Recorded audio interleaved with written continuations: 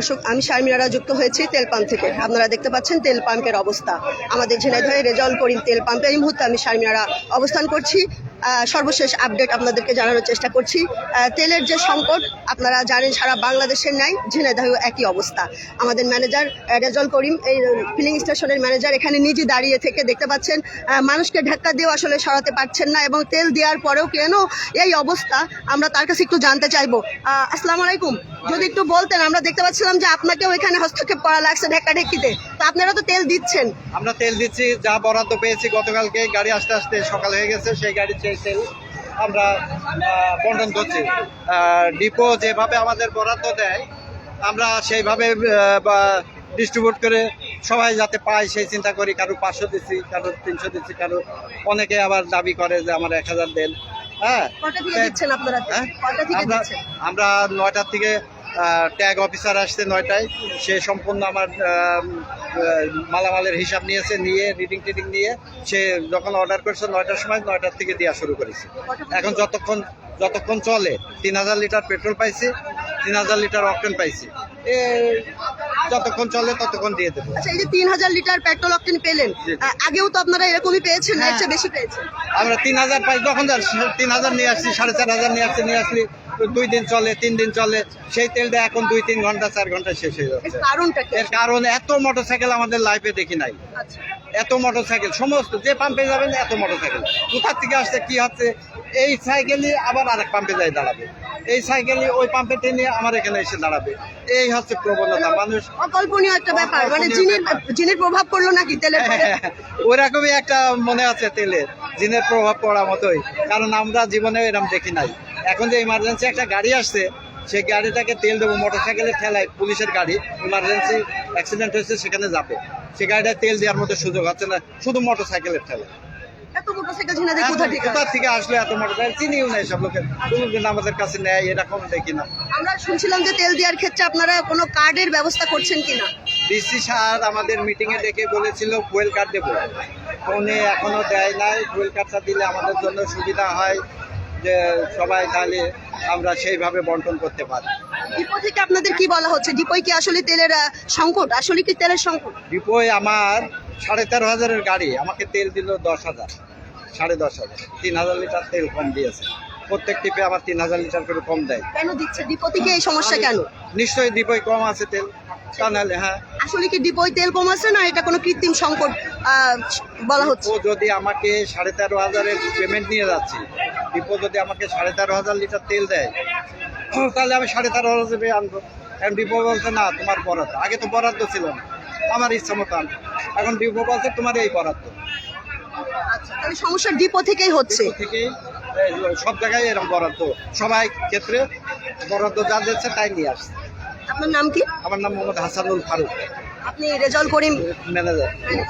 ধন্যবাদ আপনাকে আমাদেরকে তথ্য দিয়ে সহযোগিতা করার জন্য। দর্শক শুনছিলেন রেজাউল করিম যে ফিলিং স্টেশন আছে ঝিনাইদহ তেল পাম্প, সেখানে ম্যানেজার নিজে দাঁড়িয়ে থেকে দেখতে পাচ্ছেন যে তাকেও কিন্তু হাতাহাতি মারামারি করা লাগছে তেলের ডিসিপ্লিন করে তেল দেওয়ার ক্ষেত্রে।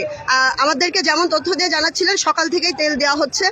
আমরা আরিফে গেছিলাম, আরিফ ফিলিং স্টেশনে গেছিলাম, সেখানে কিন্তু তেল দেওয়া বন্ধ, সেখানে তেল দিচ্ছে না। আমরা পরবর্তীতে আরেকটা ফিলিং স্টেশনে এসেছি, এবং এখানে ম্যানেজার নিজে দাঁড়িয়ে আছে। তিনি বলছিলেন যে তারা যে পরিমাণ বরাদ্দ পেয়েছে সকাল থেকে তাকে বুঝিয়ে দেওয়া হয়েছে, তারা তেল দিচ্ছে। কিন্তু আসলে হাস্যকর হলেও কথাটা কেমন শোনা যায় যে জিনের প্রভাব পড়ছে কিনা এমনটি তারা আশঙ্কা করছে, যে কেন এরকম হচ্ছে, আমরা জীবনে কোনোদিন এরকম দেখিনি, এমনটাই কিন্তু দাবি করছিলেন এই রেজাউল করিম ফিলিং স্টেশনের যে ম্যানেজার আছেন তিনি, যে এরকম কোনোদিন আমরা দেখিনি যে একটার পর একটা তেল দিয়েই যাচ্ছে ঝিনাইদহে। এত মোটরসাইকেল আসলে কোথা থেকে আসছে তারা এর হিসাব দিতে পারছে না। এখানে পুলিশ প্রশাসন কিন্তু আছে, আপনারা দেখতে পাচ্ছেন, এত কিছুর পরেও কিন্তু ঠেকানো যাচ্ছে না। ঝিনাইদহ যে ফিলিং স্টেশনে, সেখানে এত কিছুর পরেও এখানকার যে ভিড়, যে চাপ তেলের নেওয়ার জন্য যে এখানে উপস্থিত হয়েছেন যারা মোটরসাইকেল মালিকগণ আছেন, তাদের সাথে আসলে মারামারি বেতনদায় জড়াই যাচ্ছে এক পর্যায়ে। কিন্তু এখানকার পুলিশ ম্যানেজার আমার পেছনে দেখতে পাচ্ছেন, এখানে হাজার হাজার মোটরসাইকেলের যে লাইন আপনাদেরকে আমি দেখাবো। এখানে ট্রাক আছে, ইমার্জেন্সি একটা ট্রাক এসেছিল কিছুক্ষণ আগে, সেখানেও কিন্তু আমি ক্যামেরা রেডি করতে একটু দেরি হয়েছিল বলে পরিবেশটা আপনাদেরকে দেখাতে পারিনি, সেখানেও একটা ঝামেলা সৃষ্টি হয়েছে। হয়েছিল। কেন এই ঝামেলা, কেন এই হতাশা, কেন এই হাহাকার? আসলে এটার ব্যাখ্যাই খুঁজে পাওয়া যাচ্ছে না। ডিপো থেকে তাদেরকে যে পরিমাণ তেল আগে দেওয়া হতো এখন সেই পরিমাণে তেল দেওয়া হচ্ছে না। কেন দেওয়া হচ্ছে না? তাহলে ডিপোই কি সমস্যা? ডিপোর ওখানে কি আসলে কোনো সাংবাদিক গিয়ে সেখানে এই তথ্যটি আসলে বের করতে পারছে না?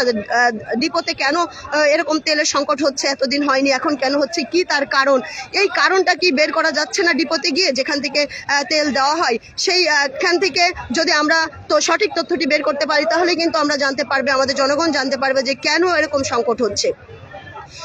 বিভিন্ন জেলাতে বিভিন্ন এলাকাতে আমরা দেখতে পাচ্ছি যে এই তেলকে কেন্দ্র করে কিন্তু অনেকে জীবন দিতে হয়েছে এবং দীর্ঘদিন ধরে কিন্তু এই তেলের সংকট আমরা দেখতে পাচ্ছি আমাদের ঝিনাইদহে সহ সারা বাংলাদেশে।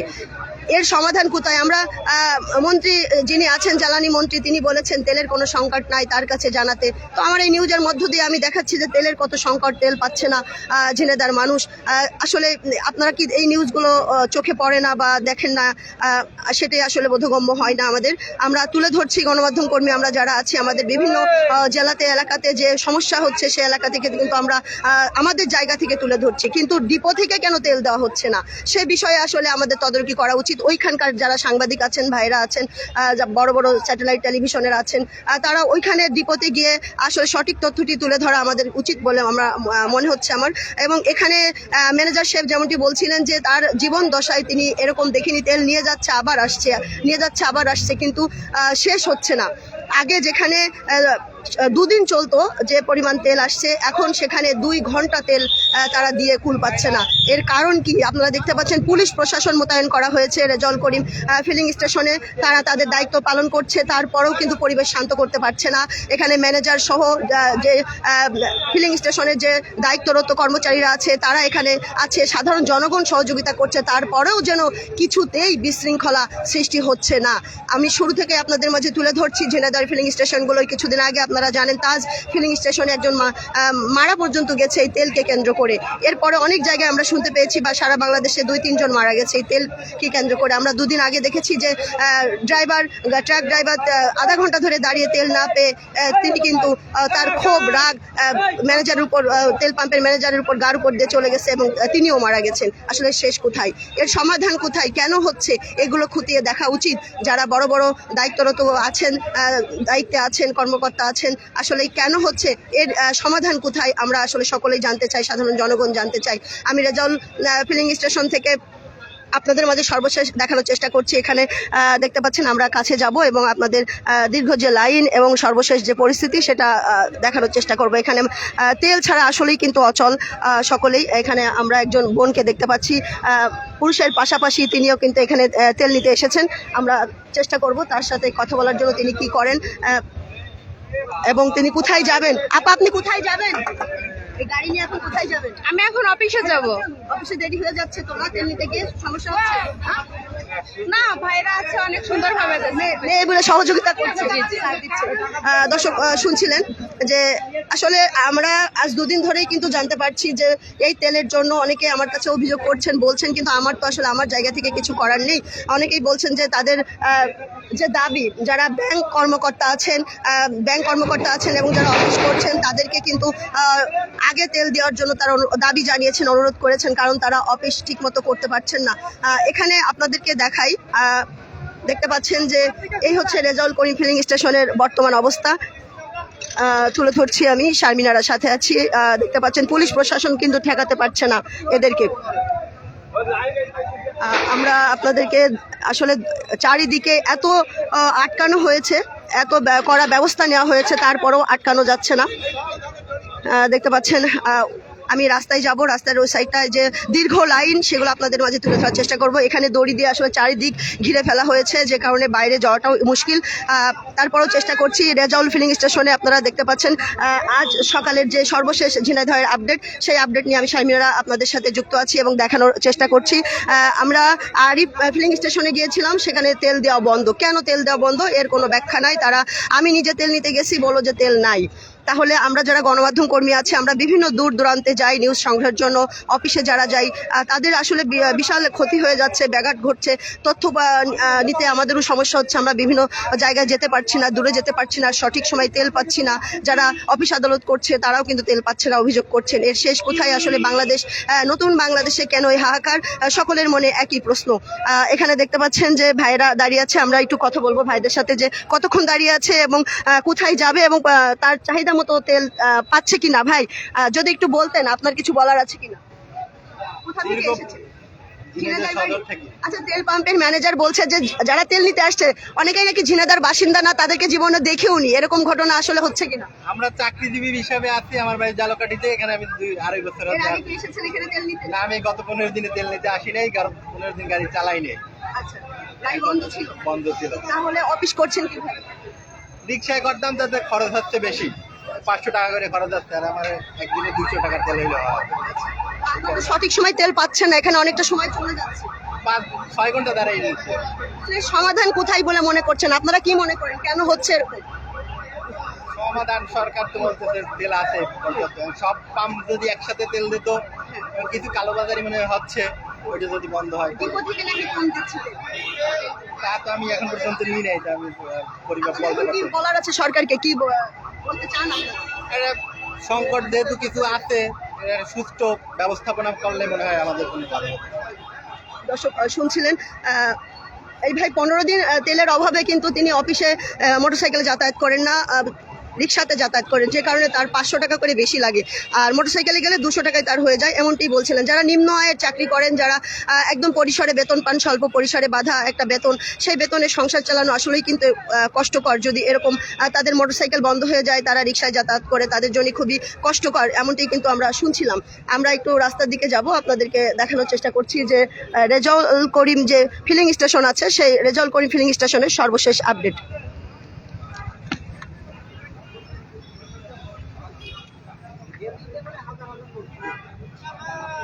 দেখতে পাচ্ছেন রেজাউল করিম ঝিনাইদহে যে হামদতে ফিলিং স্টেশন আছে, আসলে বেরোনোই কঠিন যে আপনাদের দেখাবো আমি এখান থেকে। হ্যাঁ ভাই, ভালো আছেন? আচ্ছা, আসছি। এত মানুষ, আসলে অভিযোগ, এত মানুষের অভিযোগ খুবই কষ্টকর। তারা সকাল 6টায় এসে তারা দাঁড়িয়ে আছে, এখন পর্যন্ত নাকি তেল পাচ্ছে না, এমনটি অভিযোগ করছিলেন। আমরা শুনবো। ভাই বলেন তো কি সমস্যা? আমরা সকাল 7টার সময় আসছি এখানে লাইন দেওয়ার জন্য। এখান থেকে আমরা লাইন মেনটেন করে আসছি, কিন্তু এখান থেকে পাম্পের প্রথম থেকে সিরিয়াল এলোমেলোভাবে গাড়ি ঢুকতে হবে। এখান থেকে এলোমেলোর কারণে আমরা অনেক লেট করে পৌঁছাচ্ছি। এখন তেল কত করে সন্দেহ আছে। আমরা তেল তো একই দিচ্ছে, ডিপো থেকে কিছুটা কম দিচ্ছে, তারা সকাল থেকে তেল দিচ্ছে, তাহলে তেল না পাওয়ার কারণ কি বলে মনে করছে? এখানে বিশৃঙ্খলাভাবে তেল নিচ্ছে এখান থেকে, আর অনেকে তেল নিয়ে আবার নামিয়ে আবার এখানে আসতেছে, হয়তো মনে হয়। তেল নিয়ে আবার তেল নিচ্ছে, তেল নিতে একজন এক ব্যক্তি অনেকবার তেল নিচ্ছে, মানে এর সমাধান কোথায়? এখন আপনার গাড়িটা যদি আপনার লকশিট মেনটেন করা হয়, কয় লিটার তেল নিচ্ছে এবং কতগুলো চালাচ্ছে, এটা যদি মেনটেন করা হয় তাহলে হয়তো একটু কমবে এটা। দর্শক দেখছেন সামনে খুবই খারাপ অবস্থা। এখানে কয়েকটা তেল পাম্প কিন্তু তেল দেওয়া বন্ধ করে রেখেছেন, তাদের তেল পাম্পে তেল নাই, দেখতে পাচ্ছেন।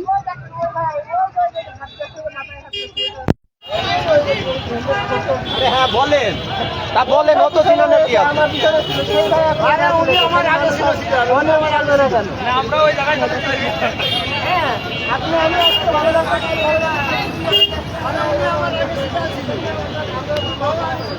মোটরসাইকেল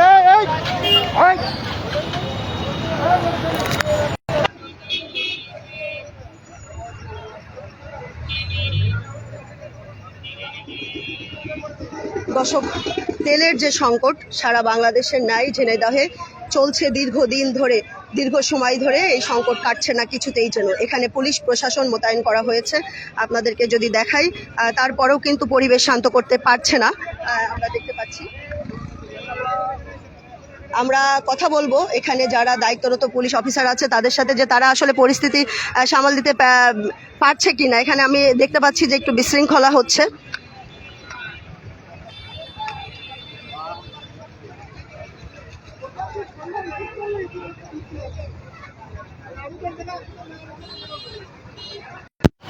দর্শক, আমরা ওই পাশে যাওয়ার চেষ্টা করছি, আপনাদেরকে দেখানোর চেষ্টা করছি।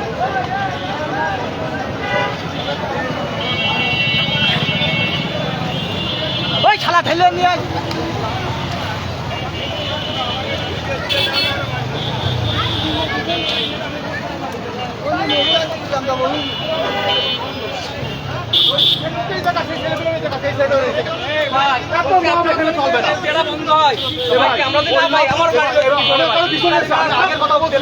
ওই ভাইয়ের সাথে যে এই ভাই বলছে ওই ভাই আপনার বললেন না যে কেস দেবো আপনার কেস দিলে আমি ছাড়ে দেবো। আমি যেটা সত্য সত্য না বলছি এখানে সাক্ষী আছে অবশ্যই তার কোনো মব হবে না এখানে কোনো মব হবে না অবশ্যই ওই গাড়ি আগে ঢুকে প্রমাণ সহ টাকা দিলাম ওই গাড়ি দর্শক দেখতে পাচ্ছেন ভাই কি হয়েছে বলবেন একটু ভাই আমরা এখানে এক গাদা লোক দাঁড়িয়ে আছি বলেন এখানে এক গাদা লোক দাঁড়িয়ে আছি এখানে উনি পিছন থেকে এসে এক মুরব্বী বললো না সরকারি লোক তাহলে আমরা কি এখানে ওনার সময়ের মূল্য আছে আমাদের সময়ের কোনো মূল্য নেই এখানে সবার সময়ের মূল্য আছে এখানে সবার সময়ের মূল্য আছে এখানে তার সময়ের মূল্য নেই এখানে ডাইরেক্টলি নিয়ে এই ছেলেকে বললো তুমি আমাকে আগে যাইতে দাও তোমার যদি পুলিশে ধরে আমি তোমার পুলিশে ছাড়াই দেবো হ্যাঁ ওই ভিতরে এক মুরব্বী সাদা পাঞ্জি পরা জিক্সার মোটরসাইকেল ডাইরেক্ট বলছে যে কে ভাই ডাইরেক্ট বলেছে পিছনে শুনে বলছে আমাকে দাও বলে পুলিশ এখান থেকে আগিয়ে নিয়ে যে ওনাকে ওই সামনে ঢুকিয়ে দিয়ে এত লোক দাঁড়িয়ে রয়েছি ওনার একদম পাম্পের সামনে গাড়ি ঢুকাইতে প্লেস করে দিয়েছে তাহলে এখানে আমাদের সময়ের মূল্য নেই সে সরকারি চাকরি করবে তার মূল্য আছে সব জায়গায় মত করার চেষ্টা দর্শক শুনছিলেন অভিযোগ এখানে যারা দীর্ঘ সময় ধরে দাঁড়িয়ে আছে যারা প্রভাবশালী তারা কিন্তু আগে এসে তেল পেয়ে যাচ্ছে এমনটি অভিযোগ করছিলেন এখানকার ভুক্তভোগী ভাই তাদের অভিযোগ যে তারা সকাল থেকে কিন্তু এখানে অবস্থান করছেন একটু তেলের আশায় কিন্তু এত দাঁড়ানোর পরেও তারা প্রভাবশালী যারা তারা আগে এসে তেল নিয়ে যাচ্ছে এবং এখানে কিন্তু পুলিশ প্রশাসন আছেন যারা তারা কিন্তু দায়িত্ব মেনটেন করার চেষ্টা করছেন আমরা দেখতে পেয়েছি আমরা এরকম কোনো আমরা অভিযোগ পেয়েছি যেহেতু আমরা একটু শুনবো এখানে যারা পুলিশের দায়িত্ব আছে কাজ করছে তাদের কাছে শুনবো যে আসলে কেউ আপনাদেরকে আমি তথ্য দেওয়ার চেষ্টা করব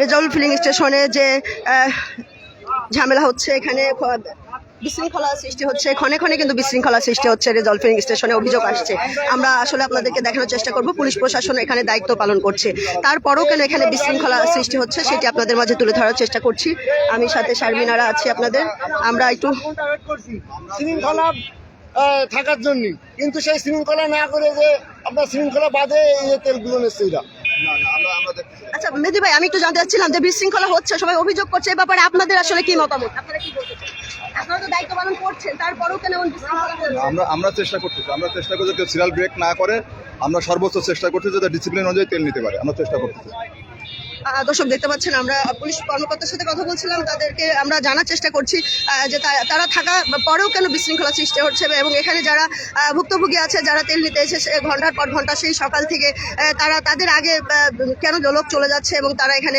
নিয়ম শৃঙ্খলা কেন ভঙ্গ হচ্ছে এমনটি কিন্তু আমরা জানার চেষ্টা করছিলাম আপনাদেরকে দেখানোর চেষ্টা করছি যে পুলিশ প্রশাসন এখানে কাজ করছে এবং তাদের দায়িত্ব চেষ্টা করছে তারা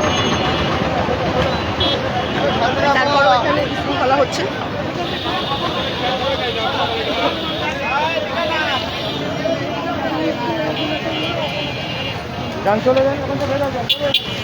এই হচ্ছে সর্বশেষ আপডেট রেজাউল করিম ফিলিং স্টেশনের দেখতে পাচ্ছেন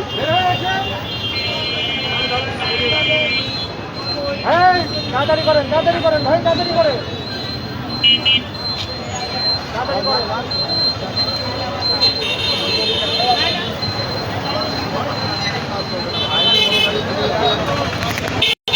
দর্শক রেজাউল করিম ফিলিং স্টেশন থেকে আমি শারমিয়ারা যুক্ত আছি এখানে যে সর্বশেষ পরিস্থিতি সেই পরিস্থিতি নিয়ে আপনাদের মাঝে তুলে ধরার চেষ্টা করলাম এতক্ষণ